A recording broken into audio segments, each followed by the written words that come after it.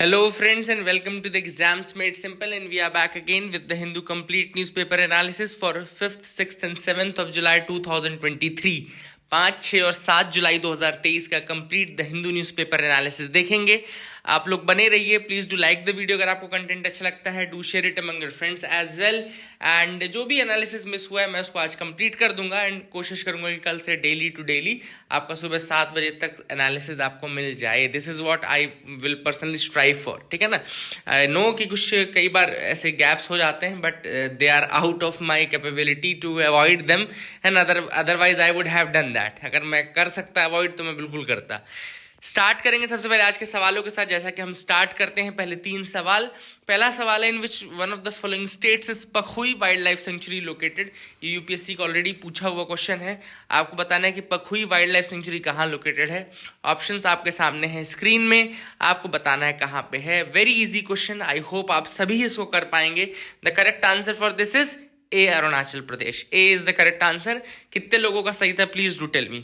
Second question again is a very good question. Momentum for change climate neutral now is a initiative launched by. किसका initiative है momentum for change? Options आपके सामने है IPCC, UNEP, UNFCCC, world meteorological organisation. The correct answer for this is C, UNFCCC secretariat. ठीक है ना। तो इसका भी अच्छा क्वेश्चन था ये। मोमेंटम फॉर चेंज की अगर मैं बात करूं तो it's initiative launched by UNFCCC secretariat in 2015 में। 2015 में लॉन्च हुआ था momentum for change climate neutral now and this the initiative is a pillar under momentum for change which seeks to achieve climate neutrality. तो climate neutrality achieve करने का इसका aim है basically. तो I hope you will remember that as well. तीसरा सवाल एक नया टॉपिक है, आपको अच्छा लगेगा। Which of the following statement best describes carbon fertilisation. तो इनमें से कौन सा स्टेटमेंट कार्बन फर्टिलाइजेशन को एक्सप्लेन करता है? ऑप्शंस आपके सामने हैं। ए कह रहा है increased plant growth due to increased concentration of carbon dioxide in atmosphere. B कह रहा है increased temperature of the earth due to increased concentration of carbon dioxide. C कह रहा है increased acidity of the oceans and D कह रहा है adaptation of all the living beings on earth to the climate change brought about by increased concentration of CO2। तो आपको बताना है कार्बन फर्टिलाइजेशन इसमें से क्या है। The correct answer for this is ए। याद रखिएगा कार्बन फर्टिलाइजेशन एक आर्टिफिशियल इनरिचमेंट है एटमॉस्फेयर का ऑफ द कार्बन डाइऑक्साइड। कई बार हम क्या करते हैं एटमॉस्फेयर को green house gas carbon dioxide से आर्टिफिशियली एनरिच करते हैं। और क्यों करते हैं? Because it is an essential nutrient for the plants and vegetables, है ना। तो CO2 is very essential for plants and vegetables and that is why we enrich the atmosphere with that. And इसको हम कार्बन डाइऑक्साइड फर्टिलाइजेशन भी कहते हैं।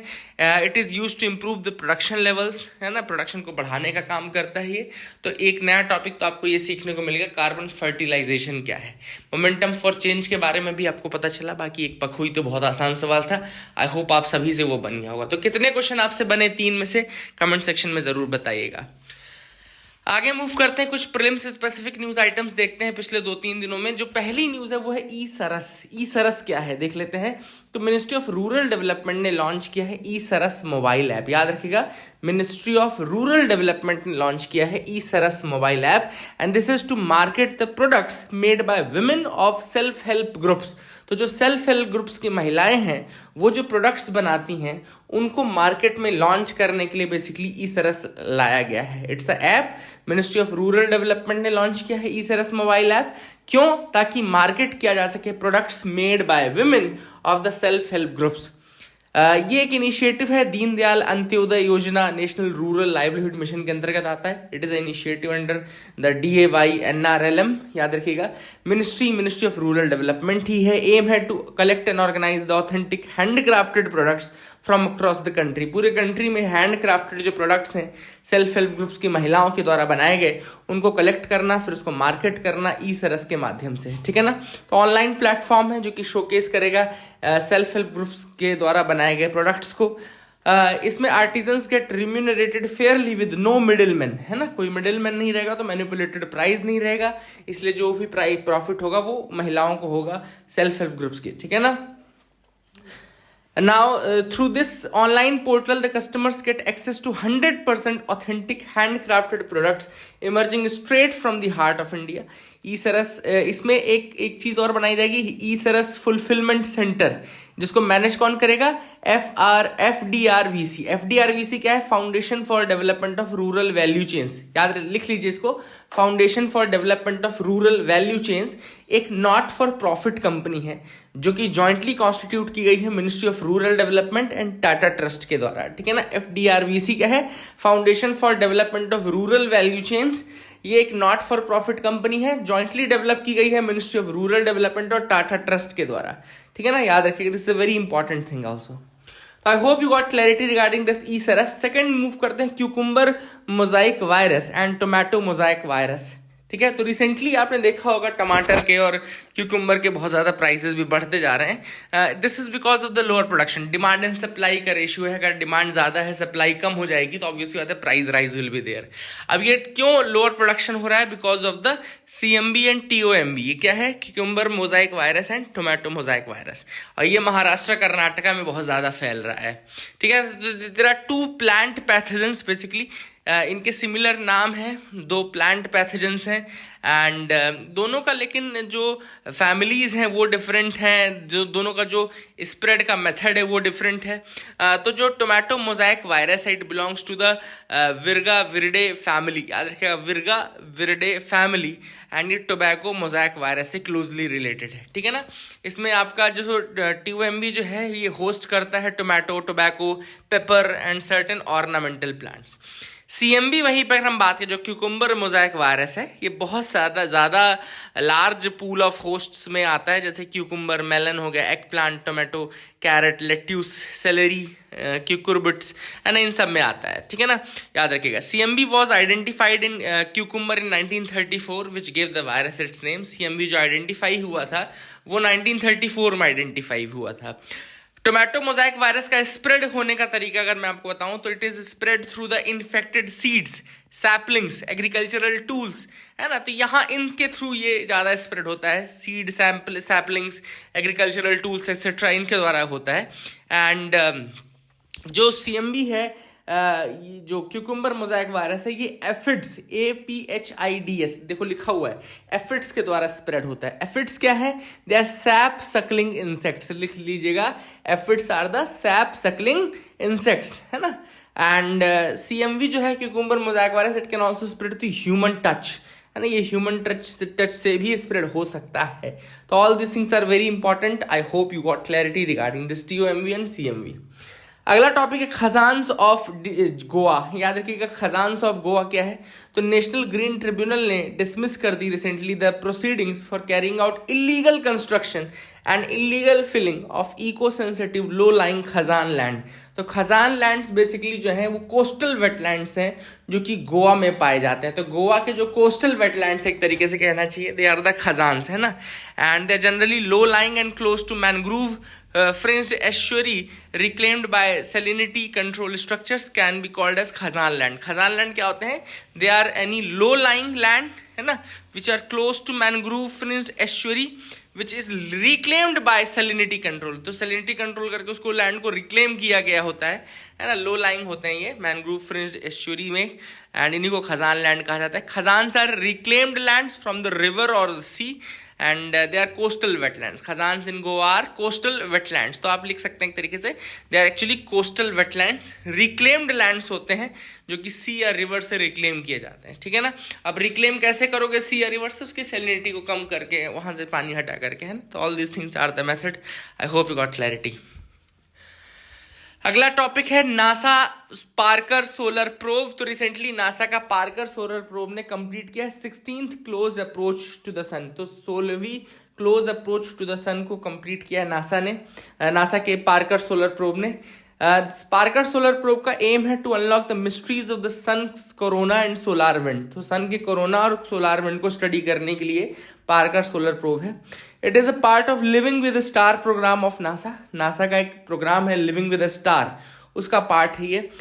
It carries 4 instrument suites that are designed to study the magnetic field, plasma, energetic particles and image of the solar wind. ये सारी चीजें study करना है, एम है, ठीक है ना। नासा का पार्कर सोलर प्रोब कहा जाता है कि it is the first ever mission to touch the sun, है ना, it is the first ever mission to touch the sun. And launch vehicle इसका Delta 4 heavy with upper stage है, याद रखिएगा डेल्टा 4 हैवी है। एंड लॉन्च ईयर 2018 है। यहाँ पे आप देख सकते हैं Parker solar probe, and these are some of the things which are there. कौन कौन से उसके पार्ट्स हैं, देखो मैग्नेटोमीटर है, हाई गेन एंटीना है, इलेक्ट्रोमैग्नेटिक वेव एंटीना है, all this things are there. Thermal shield है ताकि उस गर्मी से बचा जा सके, है ना। तो all this things are there. I hope you got clarity. 11 अगस्त 2018 को लॉन्च किया गया था। तो these are some of the topics, some of the news items जो कि थे। I hope you got clarity. आगे मूव करते हैं, देखते हैं और क्या इंपॉर्टेंट न्यूज आर्टिकल्स हैं। Let's start from the last, ठीक है। अब यहाँ पे एक दवाई के बारे में आया है। I won't recommend you this is as per the author, this is as per the news analysis. Semaglutide miracle. अब सीमाग्लूटाइड क्या होता है? एक्चुअली एक डायबिटिक मतलब मेडिसिन है, मेडिकेशन है, जिसका यूज ना, इसको भी रिपर्पज किया गया है in order to lose the weight, है ना। अब वेट गेन की प्रॉब्लम बहुत लोग को होती है, ओबेसिटी की प्रॉब्लम बहुत लोग को होती है। तो कई लोग आप में से ऐसे ना हो जो सीमाग्लूटाइड को ट्राई करना शुरू करते हो। So I am not recommending this to anyone and this is as per the news. चूंकि न्यूज में आया है तो मैं आपको बता सकता हूँ। तो semaglutide miracle, this is semaglutide is basically it was a diabetic drug जिसको भी रिपर्पस किया गया है फॉर वेट लॉस और ओबेसिटी लॉस, ठीक है ना। I hope you will remember that as well. दूसरा जो टॉपिक था वो माइग्रेन के रिगार्डिंग था। तो माइग्रेन के बारे में कुछ फैक्ट्स हैं।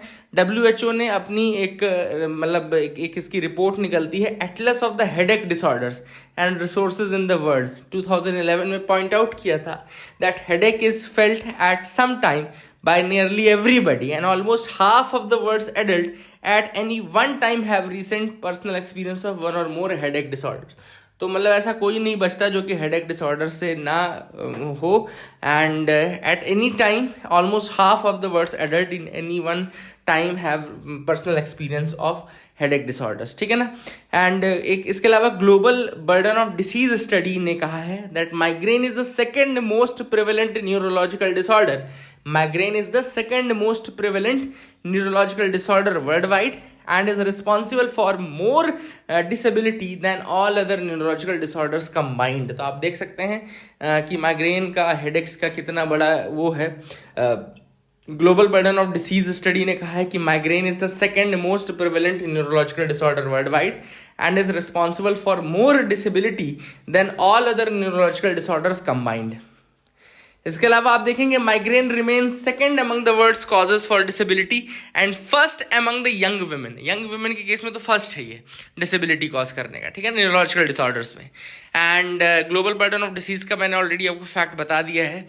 नो अदर डिसीज कम्युनिकेबल और non communicable is responsible for more years of lost healthy life in young women notwithstanding that migraine causes no premature mortality। हालांकि प्रीमेच्योर मोर्टैलिटी नहीं कॉज करता हेडेक, बट स्टिल जो lost healthy life है young women की, वो उसमें कोई ऐसी डिसीज नहीं है वेदर कम्युनिकेबल और नॉन कम्युनिकल जो हेडेक के बराबर डिसेबिलिटी कॉज करे। तो these are all facts were there, therefore the author was saying that you should not मतलब उसको तवज्जो ना दो, ऐसा नहीं होना चाहिए।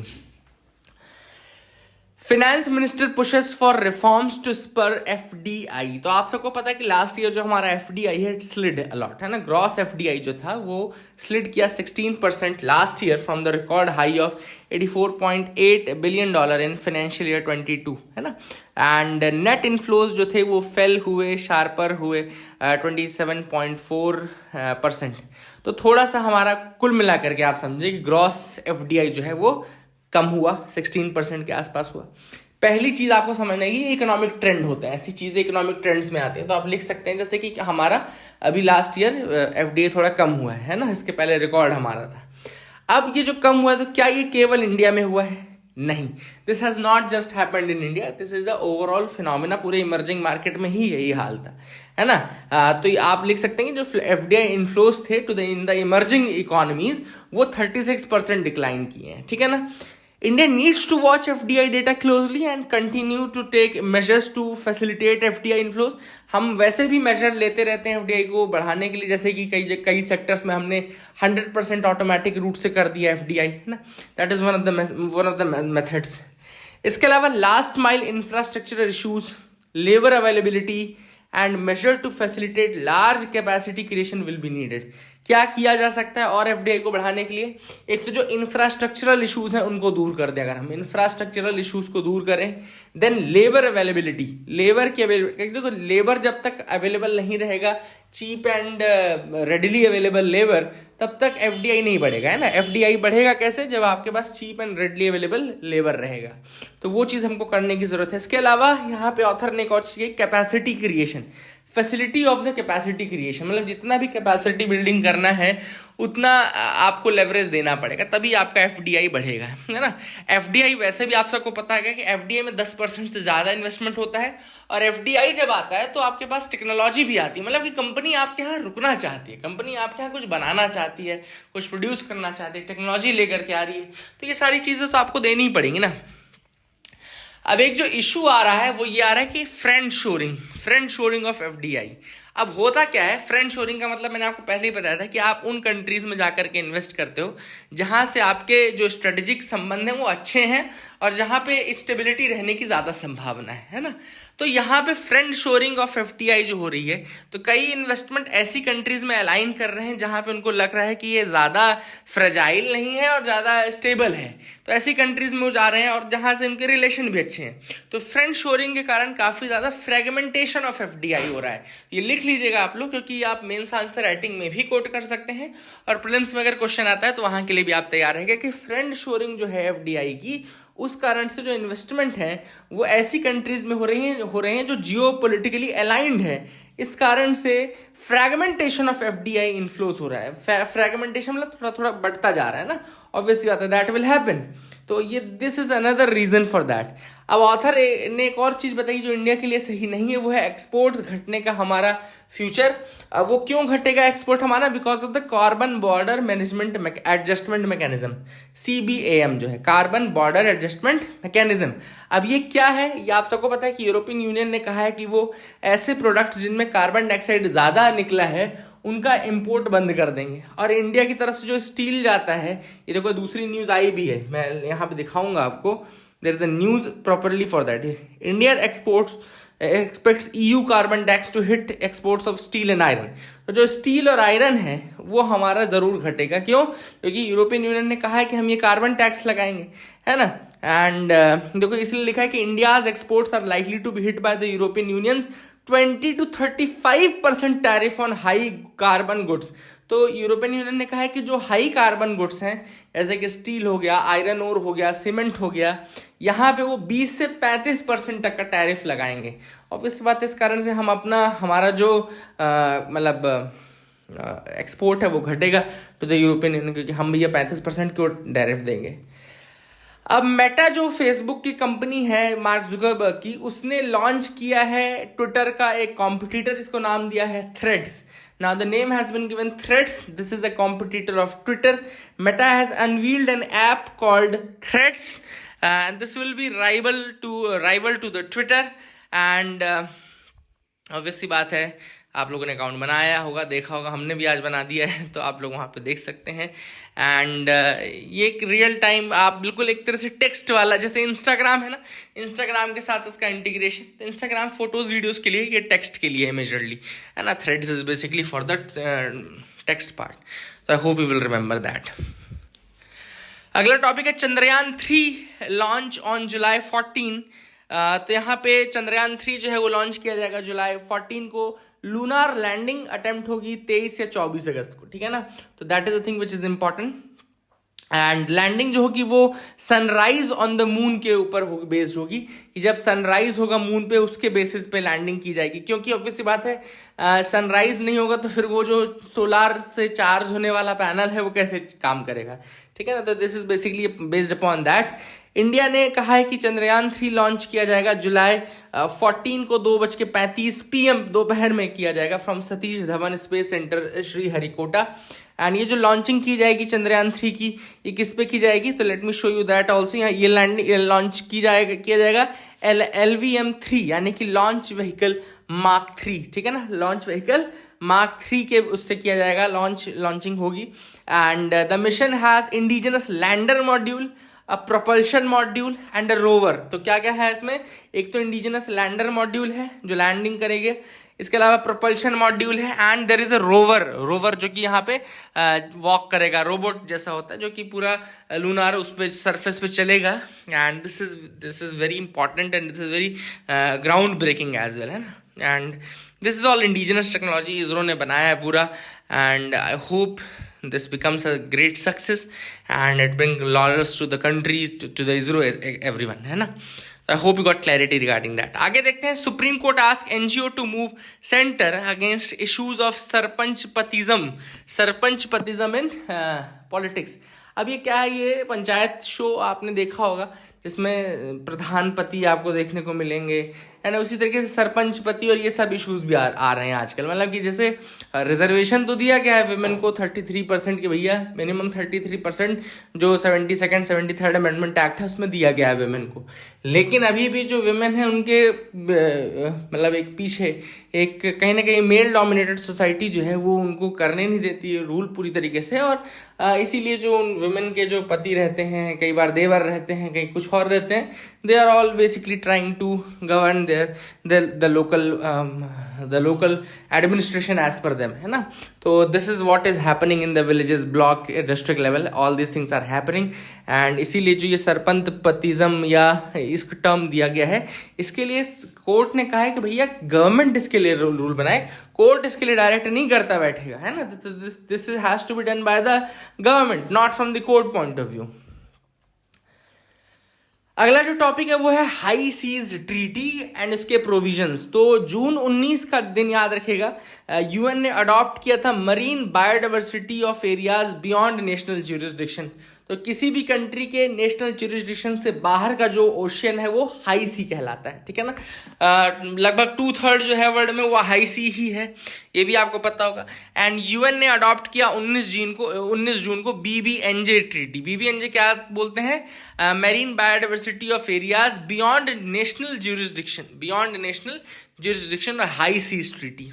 अब ये जो है एग्रीमेंट की थर्ड एग्रीमेंट है जो कि अनक्लॉज के अंदर आया है आफ्टर 1994 1995 ट्रीटीज, ठीक है ना। तो 1994 और 1995 में ट्रीटीज आई थी अनक्लॉज के अंदर 2, जिसमें से एक के अंदर आपका इंटरनेशनल सीबेड अथॉरिटी बना था और एक में था फिश स्टॉक्स एग्रीमेंट, फिश के स्टॉक के रिगार्डिंग था वो एग्रीमेंट। और इसके बाद ये तीसरा एग्रीमेंट है यानी कि BBNJ, marine biodiversity of areas beyond national jurisdiction. अब ये जो प्रोसेस स्टार्ट हुई मैरीन एनवायरनमेंट की रिगार्डिंग, जो आइडिया आया कि कैसे प्रोटेक्ट किया जाए मैरीन एनवायरनमेंट को, 2002 में आया और 2008 तक ये समझ में आ गया कि there is a need for implementing an agreement, ये बहुत जरूरी है, ठीक है ना। इसी कारण से UNG यानी कि यूनाइटेड नेशन जनरल असेंबली ने एक रेजोल्यूशन पास किया 2015 में, and the resolution was to form a preparatory committee to create the treaty. तो 2015 में UNGA ने रेजोल्यूशन निकाला और एक प्रिपरेटरी कमिटी बनाई जो कि ये ट्रीटी क्रिएट करेगी, ठीक है ना। फिर जो कमिटी थी उसने रिकमेंड किया the holding of inter governmental conferences and after 5 prolonged IGC negotiations. तो जो इंटर गवर्नमेंटल कॉन्फ्रेंसेस थे उन्होंने 5 निगोशिएशंस किए, उसके बाद जाके 2023 में ट्रीटी अडॉप्ट की गई। ट्रीटी का ऑब्जेक्टिव है to implement the international regulations to protect life in oceans beyond national jurisdiction. Obviously बात है, जो नेशनल ज्यूरिसडिक्शन के बाहर है यानी कि जो एक्सक्लूसिव इकोनॉमिक जोन के बाहर का एरिया है, उसमें जो मेरीन लाइफ है, जो मेरीन बायोडाइवर्सिटी है, उसको प्रोटेक्ट करना। अब ये ट्रीटी क्या बोलती है, the treaty aims to address critical issues such as increasing sea surface temperature. तो इस ट्रीटी में बहुत सारे इशूज लिए गए हैं, जैसे कि जो सी सरफेस टेम्परेचर बढ़ता जा रहा है, या over exploitation of marine biodiversity, या ओवर फिशिंग, या कोस्टल पोल्यूशन, या unsustainable practices beyond national jurisdiction. All these has to be stopped और एटलीस्ट लिमिटेड, है ना, तो कम करना है। तो पहला स्टेप क्या होगा, the first step is establishing marine protected areas to protect oceans from human activity through a 3/4 majority vote। तो सबसे पहला तो एक एम ये है कि मैरीन प्रोटेक्टेड एरियाज एस्टेब्लिश किए जाएंगे which will be there to protect the oceans from human activities। And ये कैसे होगा? 3/4 ऑफ द मेजोरिटी वोट लिया जाएगा in order to do that, है ना, डिसीजन बनाने के लिए।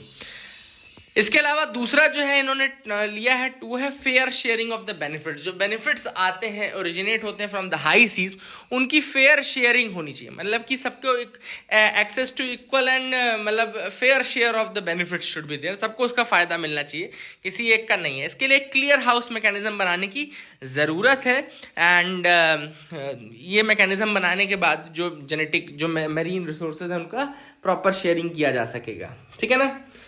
इसके अलावा वही वाली बात है कि ट्रांसपेरेंसी लाना है, कोऑपरेशन को बढ़ाना है एंड इसके अलावा एक है capacity building and marine technology, है ना। तो science and technical body, technological इसमें एस्पेक्ट इंक्लूड किया गया है एंड ये जो बॉडी बनाई जाएगी, साइंस एंड टेक्निकल बॉडी जो बनाई जाएगी, ये क्रिएट करेगी standards and guidelines for assessment procedures and it will help the countries with less capacity in carrying out assessments, है ना। तो एक तरीके से जो डेटा गैप्स है उनको भरने की कोशिश की जा रही है, फ्यूचर इम्पैक्ट को एनालिसिस करने की, रिसर्च करने की कोशिश की जा रही है ना। तो रिसर्च प्रायोरिटीज में ये सब चीजें आ जाएंगे। तो I hope you got clarity regarding that as well.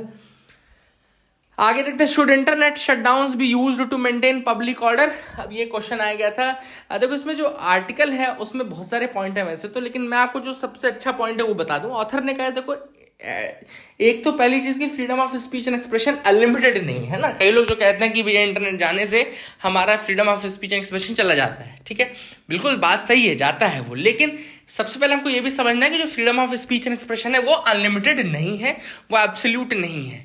लेकिन अगर वो एब्सोल्यूट नहीं है तो इसका मतलब ये भी ऐसा नहीं है कि आप कभी भी किसी भी बात पे इंटरनेट शटडाउन कर दो।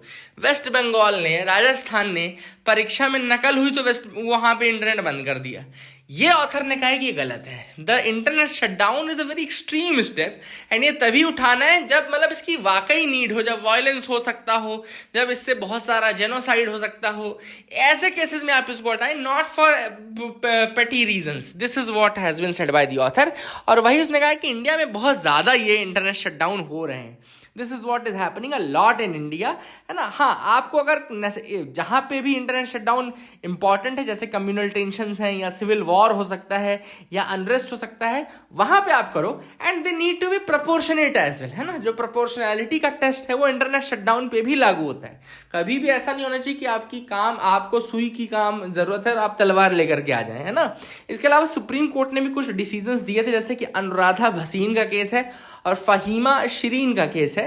वहां पे उन्होंने कहा था कि internet has to be preserved, access to internet has to be preserved and shutdown should be exercised only in situations which require exceptional control and surveillance, ठीक है ना। तो सुप्रीम कोर्ट ने ऑलरेडी अनुराधा भसीन और फहीमा शिरीन के केस में कहा था कि internet has to be preserved and shutdown तभी होना चाहिए only exercised in situations which require exceptional control and surveillance, ठीक है ना। तो ये चीज ऑलरेडी यहाँ पे बताई गई है एंड हाँ, रीजनेबल रिस्ट्रिक्शंस आप लगाइए, लेकिन वो रिस्ट्रिक्शंस मतलब रीजनेबल होनी चाहिए और प्रोपोर्शनेट होनी चाहिए। This is what has been mentioned. अगला है India needs a uniform civil code editorial, जिसमें वेंकैया नायडू हमारे जो फॉर्मर वाइस प्रेसिडेंट हैं उनके द्वारा ये आर्टिकल लिखा गया है। इसमें उन्होंने कहा है कि किस तरीके से यूसीसी का सपोर्ट बहुत लोगों ने किया था, जैसे कि उसमें सबसे बड़े जो थे वो थे डॉक्टर BR अम्बेडकर, सेकंड उसमें थे KM मुंशी, है ना। All they supported the uniform civil code और उन्होंने बहुत ज्यादा इसमें फोर्स लगाया था कि जब तक आप यूनिफॉर्म सिविल कोड नहीं लाओगे तब तक जेंडर इक्वालिटी इंडिया में नहीं आ सकती है, ठीक है ना। This is what has been said by the author. इसके अलावा ऑथर ने यही चीज मेन हाईलाइट की कि जो जेंडर डिस्क्रिमिनेशंस हैं across the religion, different religions, अगर आप देखें चाहे वो हिंदुइज्म हो, चाहे वो इस्लाम हो, चाहे वो क्रिश्चियनिटी हो, इसको अगर आपको दूर करना है तो आपको एक यूनिफॉर्म सिविल कोड बनाना पड़ेगा, है ना। And you have to consolidate and unify the personal laws in the country. Uniform civil code क्या है? पर्सनल लॉज, जैसे मैरिज, डाइवोर्स या इनहेरिटेंस, इनसे रिलेटेड जो लॉज हैं उनको यूनिफाई करना पड़ेगा। एंड आर्टिकल 44 है DPSP के अंदर डाला गया है, क्योंकि हाँ स्टार्टिंग में इसलिए डाला गया था क्योंकि उस समय जो एक कंसेंसस था, कंसेंसस बिल्डिंग नहीं हो पाई थी, इसीलिए स्टेट के ऊपर छोड़ दिया गया था कि आप भैया कर लेना इस चीज को, है ना। तो I hope you got clarity regarding that as well. और सुप्रीम कोर्ट के भी कुछ जजमेंट्स हैं, जैसे शाहबानो केस है जिसमें उनका उसमें कहा था कोर्ट ने कि it is a matter of regret कि आर्टिकल 44 अभी भी dead letter, it is still a dead letter, this is has been said in the Shahbano case by the supreme court. तो कहीं ना कहीं उनका भी जो मतलब कहना चाहिए कि एक इंक्लिनेशन है वो है टुवर्ड्स मतलब कि यूसीसी को लाने में। ऑब्जेक्टिव है that there should be no gender discrimination, everyone enjoys the fundamental rights which are enshrined in the constitution equally, है ना, and the law of the land is uniform for every citizen in the country, है ना। तो all this things are there जो कि M बनाए गए हैं फॉर इम्प्लीमेंटिंग द यूसीसी, ठीक है। एंड इसके अलावा आगे हम मूव करते हैं दूसरे एडिटोरियल में। दूसरा एडिटोरियल है internationalising the rupee without coin tossing. अब यहाँ पे ऑथर ने बात की कि भैया फिरोज अरुण गांधी, उनका कहना है कि इंडिया का जो रुपी है वो इंटरनेशनलाइज करो। वर्ल्ड में कितने % ट्रांजैक्शन हो रहा है जो रुपी में हो रहा है? तो ऑथर ने कहा कि 1 से 2% के बीच का ट्रांजैक्शन है जो रुपी में हो रहा है, और ये बहुत कम है। इससे अच्छा तो हमारी इकोनॉमी 1959 में थी, जब हमारा रिजर्व बैंक ऑफ इंडिया ने गल्फ रुपी बनाया था। मतलब केवल गल्फ कंट्रीज के लिए हमारे यहाँ एक अलग से करेंसी बनी थी, और ये उन्हीं को दी गई थी। होल्डर्स जो थे वो उन्हीं को दिया गया था जो कि गल्फ के साथ ट्रेड या वो कर रहे थे, तो गल्फ रुपी वॉज देयर। अब ऑथर ने यहाँ पे चाइना का एग्जाम्पल देखिए, चाइना देखो कितना जल्दी अपना जो रेनमिनबी है, जो उनका क्या मतलब रेनमिनबी है, उसको इंटरनेशनलाइज किया। इसके लिए उन्होंने कुछ स्टेप्स उठाए, जैसे कि उन्होंने एक तो मतलब कि डिमसम बॉन्ड्स निकाले थे, जो रेमिनबी डिनोमिनेटेड बॉन्ड मार्केट है उसमें डिमसम बॉन्ड लेकर के आया था China. That was the first step जो कि उन्होंने किया था। दूसरा, रेमिनबी का आउटसाइड चाइना उसने बहुत ज़्यादा यूज़ किया ट्रांजैक्शंस के लिए, चाहे ट्रेड हो, चाहे इंटरेस्ट पेमेंट हो, चाहे डिविडेंड पेमेंट हो, इसमें चाइना ने रेनमिनबी का बहुत ज़्यादा इस्तेमाल किया, है ना।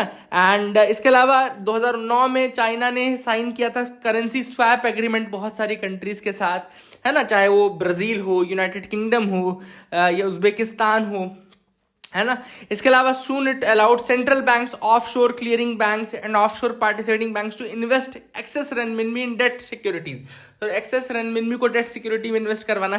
तो बहुत सारे स्टेप्स हैं जो चाइना ने लिए, और वही हमको भी करने की जरूरत है। करेंसी स्वैप एग्रीमेंट्स हम करें फ्रीली, और ज़्यादा कन्वर्टिबल करें, है ना। हमारे यहाँ जैसे भी 100% करेंट अकाउंट कन्वर्टिबिलिटी नहीं है ना, तो उसको हम चाहें तो और ज़्यादा कर सकते हैं कि उसको थोड़ा बढ़ा सकते हैं, और 2060 तक हम उसको पूरा कन्वर्टिबिलिटी कर दें। And start could be there. Rupee को भी हम थोड़ा इंटरनेशनल ऑर्गेनाइजेशंस में पहले प्रमोट करें। जब इंटरनेशनल ऑर्गेनाइजेशन में प्रमोट होगा तो ऑटोमेटिकली फिर वो दूसरी कंट्रीज में भी आगे बढ़ने लगेगा। तो all this things are there which are very important, है ना। थोड़ा सा हम देख लेते हैं, कल के भी कुछ 1-2 अच्छे न्यूज़ आइटम्स थे जो कि न्यूज़पेपर में थे। मतलब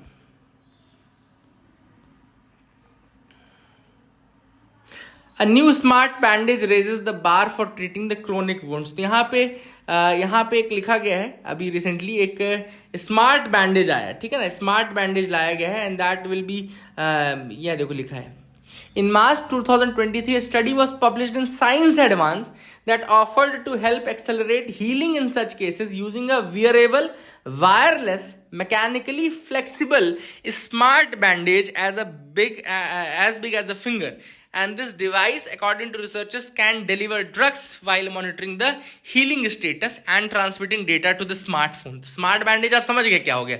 स्मार्ट बैंडेज एक वियरेबल है, वायरलेस है, मैकेनिकली फ्लेक्सिबल है, एंड ये आप लगाएंगे जब अपने ऊपर फिंगर में या कहीं पे भी, तो ये ड्रग्स तो डिलीवर करेगा ही करेगा, साथ ही साथ आपका हीलिंग स्टेटस भी बताएगा।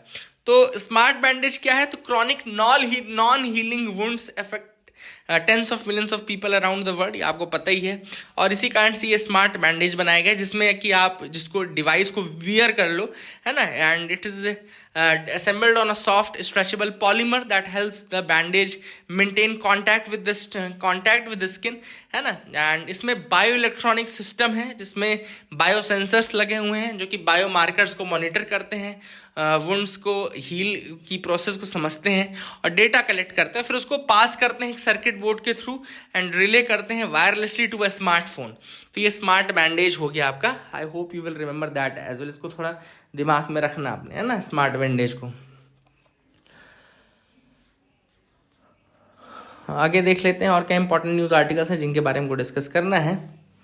हाँ, LVM-3 के साथ चंद्रयान, आज तो मैंने अपन ने देख ही लिया कि किस तरीके से जो आपका चंद्रयान 3 है जुलाई में लॉन्च किया जाएगा, था ना, तो कल की न्यूज़ आज इंक्लूड हो गई है। आगे देख लेते हैं।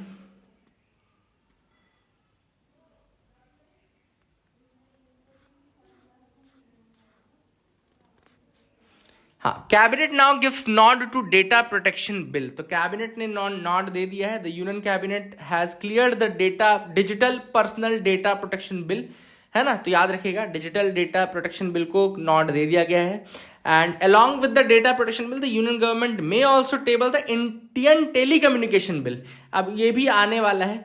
अब आप देख सकते हैं जो ये डेटा प्रोटेक्शन लेजिस्लेशन है लाया गया है, it specifies norms on management of personal data of Indian residents and requires explicit consent from people whose data is collected and use, है ना, तो नई नई चीज़ें हैं डेटा प्राइवेसी के लिए लाई गई है।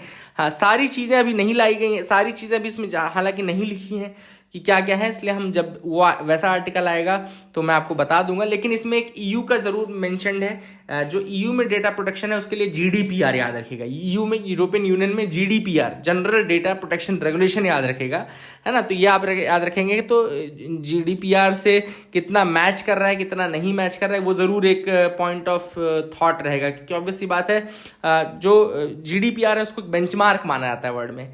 अच्छा, SCO की जो मीटिंग हुई थी उसमें फाइनली ईरान को इंक्लूड कर लिया गया है 9th मेंबर। अब आप लिख सकते हैं कि जो SCO है इसमें 9 मेंबर्स हैं, ईरान इंक्लूड हो चुका है फॉर्मली, जो परसों सबमिट हुआ था, ठीक है ना। SCO जो है पहले बना था शंघाई 5 के नाम से, जिसमें 5 कंट्रीज थी, Russia, China, Kazakhstan, Kyrgyzstan and Tajikistan. लिख लीजिएगा, शंघाई 5 में 5 कंट्रीज थी, Russia, China, Kazakhstan, Kyrgyzstan and Tajikistan.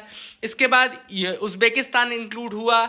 इसके बाद आपका पाकिस्तान और इंडिया इंक्लूड हुआ 2017 में, अस्ताना समिट था आई थिंक।